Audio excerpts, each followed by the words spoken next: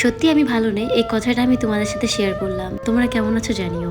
ভেতর থেকে মন মেজাজ কোনোটাই ভালো নেই, তবু তোমাদের সাথে ভিডিও শেয়ার করছি। আর তো পৃথিবীতে এমনও কিছু কথা আছে, যে কথা মানুষকে ভিতর থেকে মেরে ফেলে। ওসব কথা আমার কান্না করতে করতে মাথা ব্যথা করছে। ভয়েস ওভার যখন করছিলাম আর কি, মনকে বলে জানো, আমি চাই না আমার শ্বশুর বাড়িতে যেতে, আমি এটাও চাই না আমার বাপের বাড়িতে যেয়ে থাকতে। আমি চাই আমি সারা জীবনের জন্য এই পৃথিবী ছেড়ে চলে যেতে। আমার জন্য যদি কেউ সমস্যা হয়, কেউ ফ্যামিলিতে অশান্তি হয়, আমি তো সেটা চাইবো না। জানো তো, আমি মানুষটা একটু অন্যরকম, একটুতে খুশি হয়ে যাই, আবার একটুতে অনেক আমার কষ্ট হয়।